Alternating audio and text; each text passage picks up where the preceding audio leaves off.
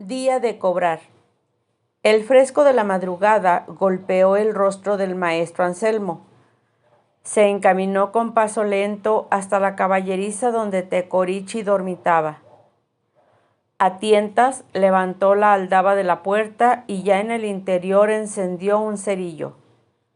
En la leve penumbra tomó el cabestro, lo pasó por el cuello del animal y sin gran esfuerzo lo sacó hasta el corral impregnado de aquella mezcla de olores de paja húmeda y estiércol.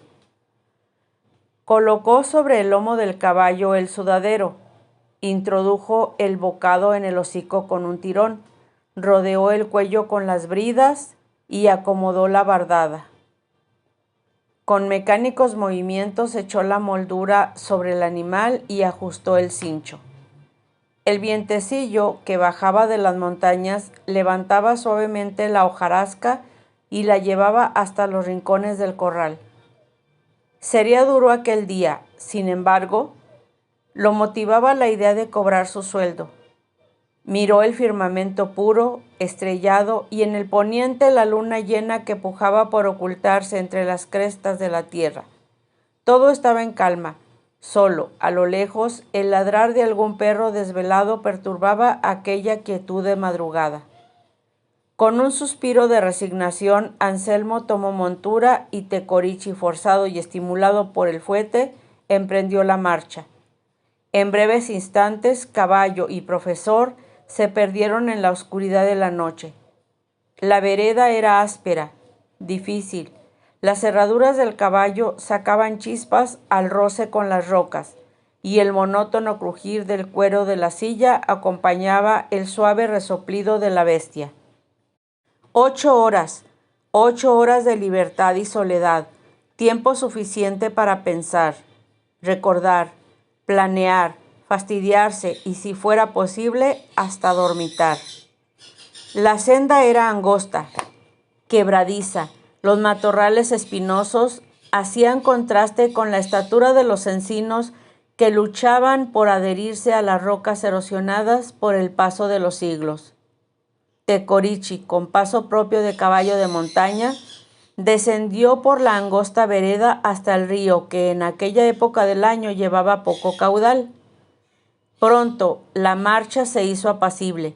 Las pezuñas penetraban en la arena húmeda y por el eco de la montaña se escuchaba el rugir de algún toro en celo allá entre la manada. Amanecía. Los primeros rayos del sol asomaban sobre las cumbres de la cañada. Anselmo y su cabalgadura viajaban paralelos al río. Con la tenue luz del amanecer, esparcía destellos multicolores bajo el solemne agitar del cierzo matinal. Sus aguas cristalinas avanzaban lentamente y en los recodos se oía el chapotear de las pequeñas olas en las rocas. La vereda serpenteaba al unísono del río, así que Anselmo mitigaba su tedio observando aquel amanecer en la montaña. Varias veces cruzaba la senda por el río, ya que los relices del cañón así lo ameritaban, y el agua tranquila y refrescante llegaba a media pata de la bestia. Anselmo se sublimaba viendo pasar los bagres y matalotes entre las patas del caballo y sonreía cuando las parvadas de patos y garzas volaban espantadas. Conforme avanzaba la mañana, el canto de los pájaros se fue apagando entre los encinos y los pinos. El calor se hizo pertinaz y gotas de sudor mojaban su sombrero. Pasó por la roca del Chamuco, aquella enorme mole que sabrá Dios cuánto tiempo llevaba a la orilla del río y que casi pegada al barranco dejaba el estrecho espacio para el paso de la cabalgadura. Según los lugareños, allí el diablo se trepó en las ancas de la mula de un indio, jugador a la baraja, y que una noche, después de hacer de las suyas como tahúr, tuvo la desgracia de pasar por ahí a las 12 de la noche. Al día siguiente, cuando lo encontraron, se había vuelto loco y su mula estaba mutilada y moribunda. Anselmo no creía aquella historia, Pensaba que algún puma hambriento lo había atacado, si es que aquello que contaban no era producto de la fantasía de las gentes. Era casi mediodía, faltaba poco para llegar al pueblo. Los moscones revoloteaban sobre los cuerpos pegajosos por el sudor. El polvo que levantaban las pezuñas de Tecorichi formaba pequeñas nubecillas. El terreno era más plano y a los lados del camino pastaba el ganado en los agostaderos protegidos por cercos de púas. A lo lejos divisó el pueblo. Era como casi todos los pueblos aledaños a la sierra. Una calle larga, principal, un templo, una plazuela y en sus costados la tienda grande, el correo, la presidencia y la cantina. Anselmo llegó a las 12:30, justo a tiempo. 8 horas de cansancio, sudor y soledad. Guió al caballo hasta la oficina de pagos, desmontó y penetró en el local quitándose el sombrero. El pagador, al verlo, le sonrió, una sonrisa más de lástima que de saludo. Hurgó entre los cajones del viejo escritorio y sacó el cheque. Anselmo lo tomó, firmó la nómina y después de charlar brevemente con el pagador, dio media vuelta y se encaminó hasta la tienda grande, como así le decían los del lugar. Alfredo, al verlo, le tendió la mano y Anselmo le correspondió el saludo.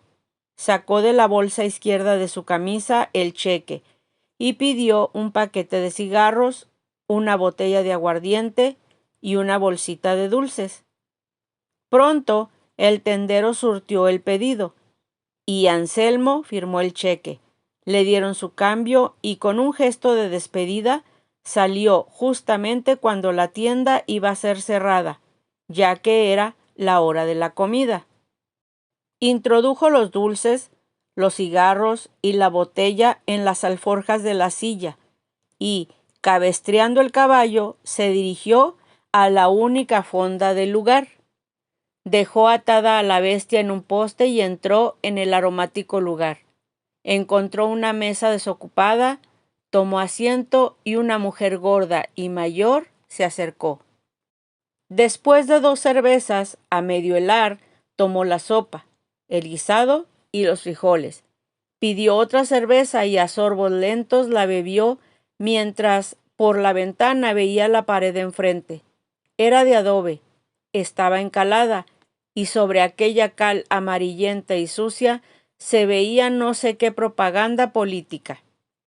Descansó un buen rato, pagó su cuenta y salió a la calle, solitaria y polvorienta. Miró su reloj, las 3:30 de la tarde, hora difícil para emprender el regreso. Bajó las arciones que había colocado sobre la silla con el fin de proteger el asiento de los rayos directos del sol. Esfuerzo inútil, estaba caliente. Procurando no darle importancia, montó y acompasadamente salió por la calle del pueblo tal y como había entrado. Atardecía. El sol poco a poco se perdía en el poniente. Los árboles formaban largas sombras. Los pájaros en parvadas regresaban a sus nidos. Era la hora en que Anselmo se empezaba a preocupar. Era maestro y cada 15 días hacía aquel cansado recorrido. Los lugareños sabían que iba a cobrar y se atemorizaba porque lo fueran a venadear. No era mucho su dinero, pero en aquellos parajes solitarios la necesidad cabalga acompañada por el hambre. Sacó de la alforja la botella y bebió un buen trago de aguardiente. Palpó en su cintura la vieja pistola calibre 22 que su abuelo le prestara para aquellos menesteres. Empinó de nuevo la botella y siguió su marcha mientras a lo lejos el sol ya se ocultaba.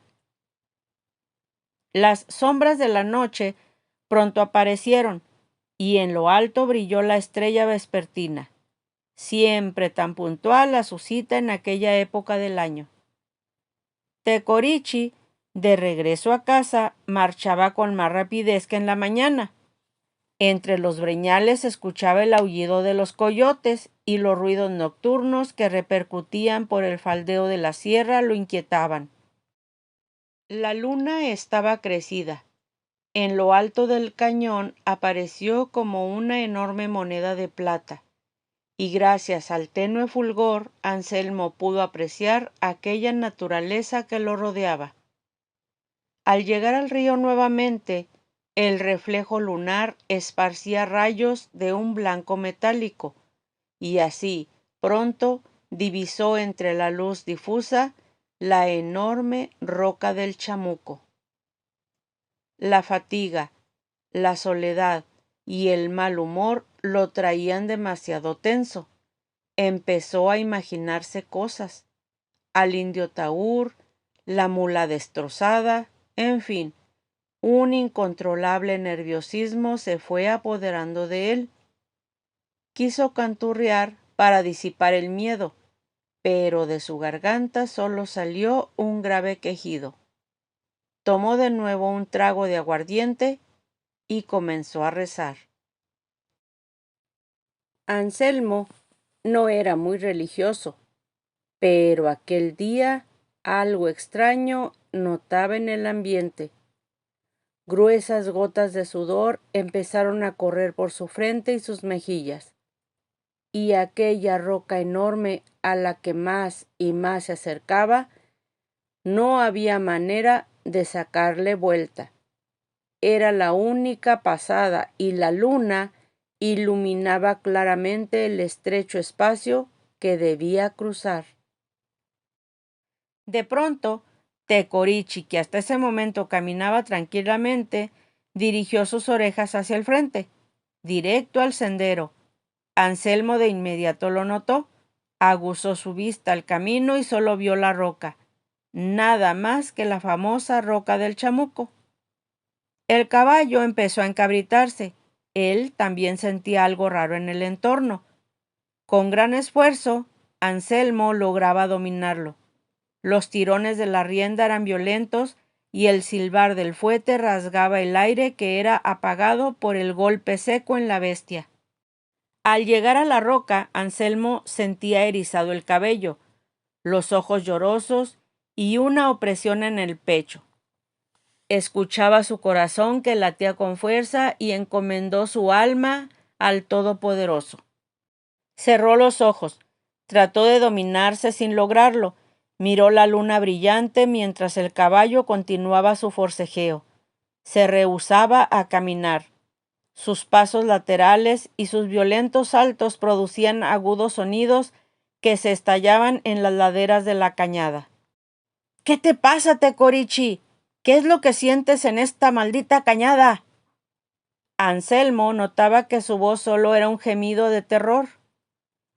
Inconscientemente volvió la cabeza hacia atrás y miró la roca inmóvil, burlesca, muerta, y el caballo como loco. ¡Un puma! ¡Claro! ¿Cómo no lo había pensado antes? Tecorichi olfateaba un león de montaña. A eso se debía su inquietud. Anselmo sacó la pistola de su cintura. Con mano temblorosa la apoyó en la cabeza de la silla y aguzó sus ojos y oídos hasta donde las posibilidades se lo permitían. La suave penumbra lunar iluminaba frágilmente la vereda y por fin lo vio. ¡Dios mío! ¿Qué es aquello? La negra silueta avanzaba por la senda y venía a su encuentro. Tecorichi no permanecía quieto un momento. Era bajo, quizá 1,5 metros, ancho, gordo, horrible, y sus enormes y gruesos brazos los agitaba rítmicamente mostrando sus terribles garras. «¡No es un puma!», pensó Anselmo. «¡Virgen Santa! ¡Es un oso!». Con ojos desorbitados trataba de encontrar una salida, un escape, y el oso más y más se acercaba. Cuando estaba a escasos 30 metros, Anselmo levantó el arma. Su mano trémula no ubicaba, ni siquiera tenía fuerza para sostenerla. Su miedo era más fuerte que cualquier razonamiento. El dedo en el gatillo, la mirada vidriosa, el caballo inquieto. ¡Cuidado, maestro! ¡Soy Blas!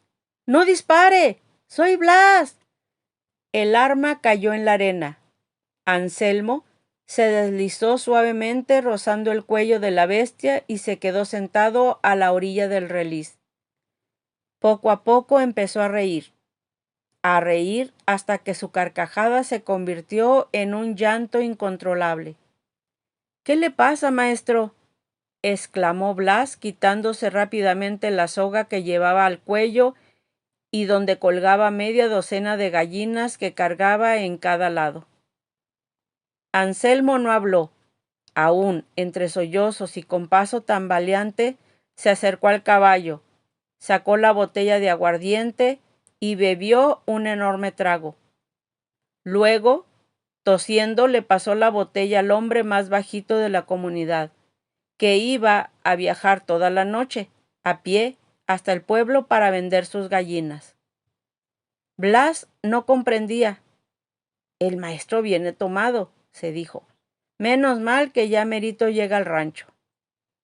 Echó el atado de gallinas sobre sus hombros y con paso ágil prosiguió su camino silbando alegremente mientras las aves se movían al ritmo de su paso cadencioso como gruesos y terribles brazos.